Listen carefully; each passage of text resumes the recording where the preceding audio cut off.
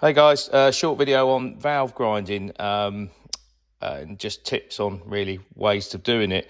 Everybody's got their own way of doing it. Most common way is with a normal rubber sucker. Only issue with that is with these types of valves. This is an E22 head that's just freshly been gas flowed. Is that they don't stick that well. They're better on flat valves, but the heads are tiny, so it's a little bit awkward to get good adhesion with the vacuum, especially on the exhaust, because that is very small. It overhangs the, actually ends up overhanging the valve, and then the rubber hits the seat and lifts it up. So a good little trick is actually use a tap holder. If you just carefully locate it in there, and then you can pull it through the head. Obviously put the valve in first, pull it through the head, and then you can keep a bit of pressure on and rotate it like that. That's what we do sometimes, but for this purpose of video we're going to use our little automatic one. So I'm going to put some paste on, tiny bit of paste, you don't need much at all. Make sure you get nothing up the guide hole or on the valve stem. So what we do while while we are doing this is, because if I can get this on, every time we do a gas flow, there's a risk that the emery paper may flail around and end up on the seat. So we just give them a light grind with some fine paste. This is actually a medium paste, just so we can see the condition of the seat, that it hasn't been sort of struck with the emery paper. So this little tool connects on your drill. This is a very old 70s thing. That's a little bit too fast. So it oscillates the valve. Just lift it up and down as well.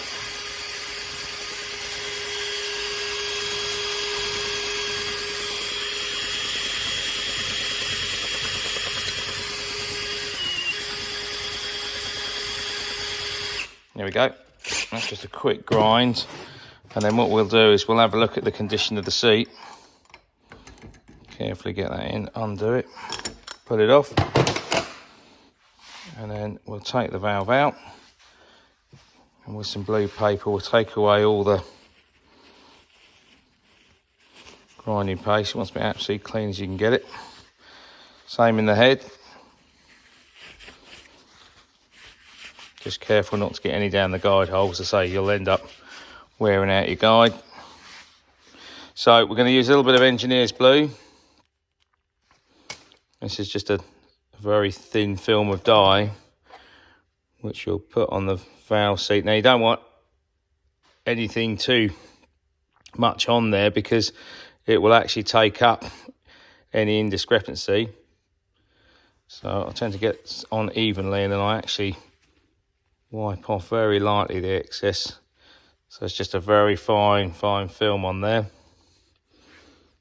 Drop her back in. And we don't need to spin it up on the tool, but I will use this one just so I can oscillate it just forwards and backwards. Not many times, just okay, one revolution. There we go. It wasn't actually quite gripping there, but we've only got to smear it around so we can see what the seat's doing. So that looks very good. We've got a blue line. I don't think it's going to come out on the camera very well, but I can see it's all the way around. There's no gaps in it at all. So that means the seat's actually in very good condition. We're okay. We haven't had any issues when gas flowing. And then we'll do the exhaust next. But this video just shows you a couple of tricks on how to grind your valves in. Obviously, if your valve won't grind in after a lot of work, then it obviously needs a new valve, and the seat cutting or replacing the head. It's pointless keep grinding and grinding, because all you're doing is wearing the seat right out, and it's not going to be a nice 45-degree angle. So here we go. That's it. I hope that enlightens you on a bit of valve grinding.